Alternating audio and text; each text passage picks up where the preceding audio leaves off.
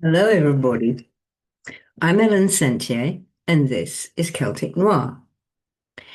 And we're going somewhere a little bit different today. And please excuse me, but I've been out in the wind. It was lovely. So, we're going to visit Bonewood. So, let me tell you a little bit about Bonewood to start with, because it's rather a special place. I live in this place called Bonewood. I live in at Hollowburn Farm with my black witchy cat, Kellen, and my mad scientist partner, Paul, and a host of wildlife. And it's right out in the back of Beyond, and you've got to walk between the worlds to get there. Now, other people might call it my website, but it's a lot more than that. Bonewood is a place you can ramble, as well as me, a place that's full of digressions where you can lose the thread only to find you've been handed a much better a much better one than you'd ever thought of. Most folks just sort of wander in from wherever they was. You might well have come in by the standing stone. Standing stone's good like that. It's very good at helping folks cross the threshold into the village. And now you're traipsing slowly up the path, peering round and maybe admiring the pretty cottages. Or you might pause to peer in at the smithy and see what's being made or mended in there. There's an amazing lot of stuff in there. Might even have some you didn't know you needed. And then there's a stop at the shop's window, and that's always worth it. That's Ginny and her cat, have got just about everything in there from string to spell books and, of course, cat food. But she really is a bookworm. The fact is, all the wise cats hereabouts love books. And there's always one up on the shelves, usually in amongst the dragons, in the snug in the inn. So you'll find a stupendous collection of all sorts and sizes of books here in Ginny's shop. And whenever you manage to tear yourself away from that, you'll pretty quickly find yourself stood on the village green and likely peering up into the huge gnarled branches of the oak tree. We really do suggest you don't do that for too long. It's too easy to get entranced, and you don't want that because then you'd be late and likely miss your dinner, and then you'd die of starvation. And then across the green, you'll likely see the Bonewood Inn. It's a friendly place. And if it's dry, you'll often see folks of all ages sat about at the tables outside the inn and enjoying a chinwag and maybe a pint or one of the landlord's famous cardamom coffee specials. And maybe along with a pie or a tartine.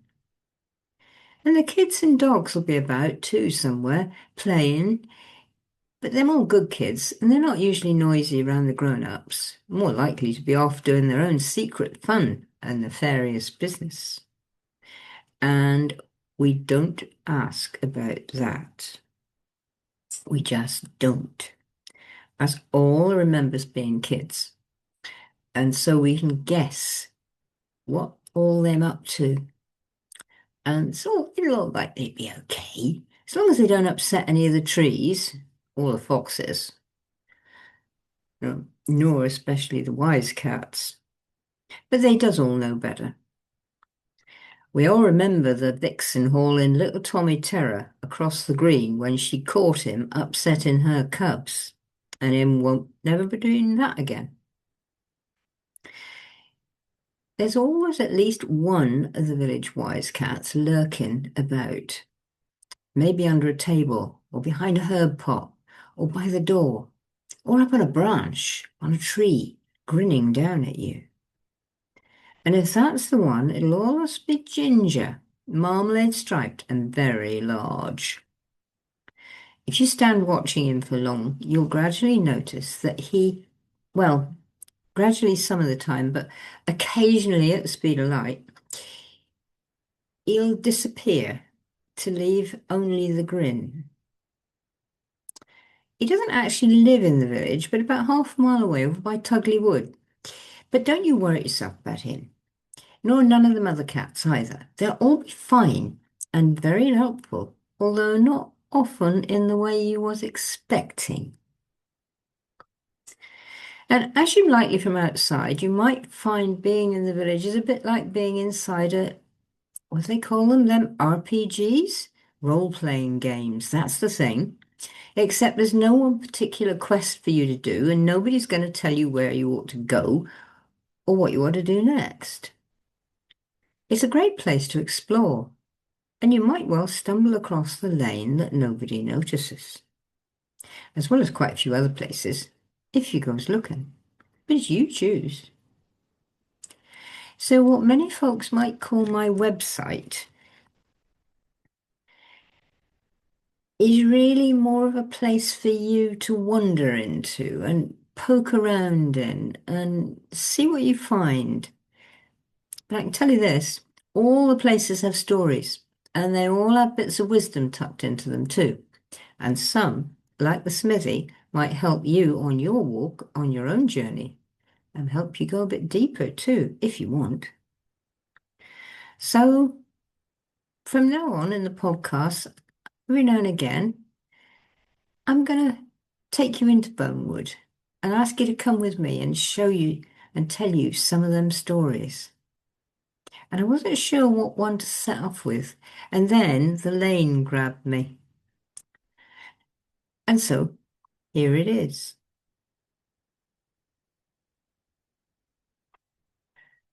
Our lane be a lovely tricksy place, small and quiet and easily missed. And it'll go where you need to go when you're not in a hurry. So now then, my dear, as I said, our lane only be a little one, and 'tis a small and quiet, and so 'tis easy for you, for them as don't know, to miss it. But I can tell you this, it do always go exactly just where you needs to go.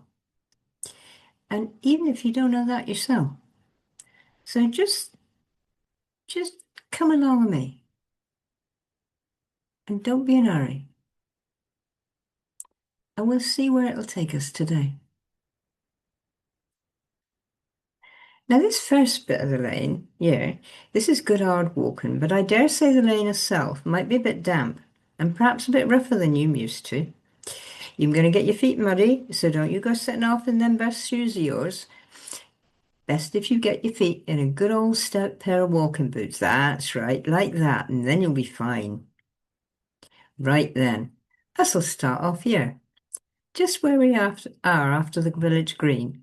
And we'll keep the old allotments on our left hand, or we could go down in between them, um, between they two bits of garden, if you mind. But one way's as good as t'other, and whichever way you chooses will bring you to the old gnarled tree what marks the way. And there you turns, and the path will take you on.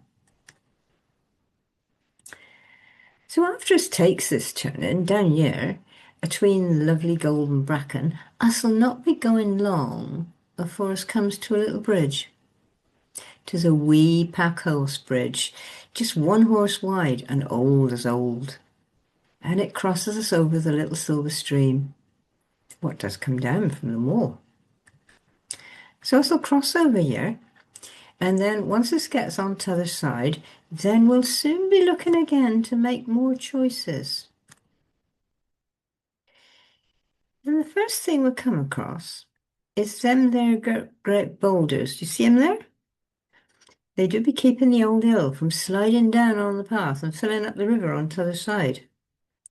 And the hill herself put 'em there, and the gods only know when. They do seem to have been here time out of mind, but they does the job just fine. Anyway, there by the boulders, you'll be seeing how the path do climb up the hill, so as has a choice.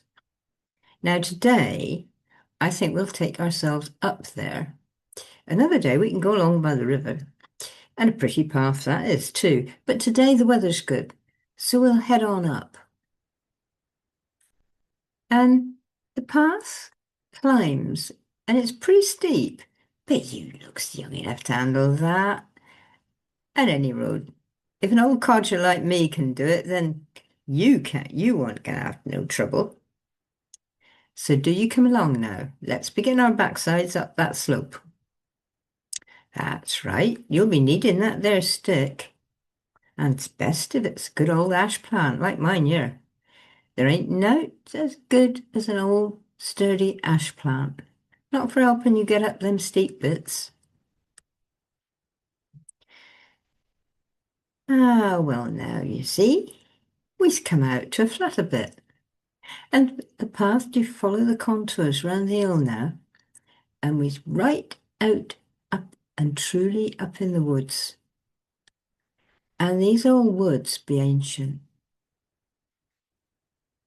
No one ever took an axe to these trees. Them guardians. And I can tell you now, if anyone did such a thing, there'd be such an uproar, and not just from the humans, but from the trees themselves. They'd have something to say about it, and I tell you now again, I'd not want to be in the shoes of the one who took that axe. Well, now, unless we've got ourselves up here, now do just stop a moment and take a breath and look about you. The young trees, they do have a lot to say, don't they? When he stops to listen.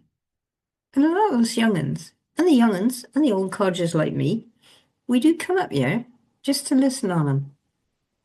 And we always come down with a bite of wisdom what we didn't have on the way up. Now then, how's about we sets ourselves down? I brought a bag of victuals from the inn, and a flask of tea.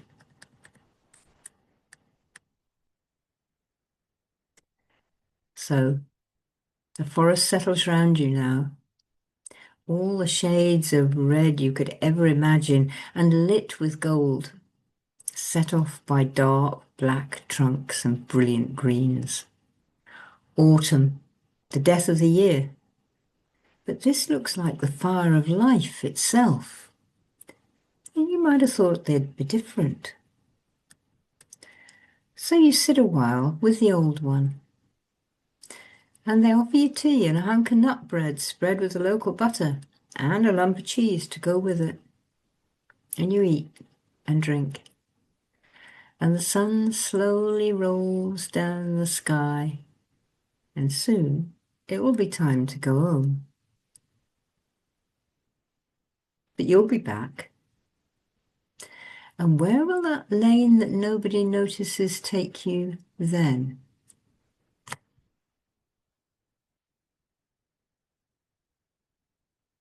Well, we don't know, do we? But if you want to come, just go to the map and click on any of the places that show you, and you'll go somewhere. And another time, I'll come here and I'll take you down on a path. Should we go down along by the river next time? I think so. Let's do that thing. But for now, I'm going off to have a cup of tea, and maybe a natter in the inn too. So I'll be seeing you.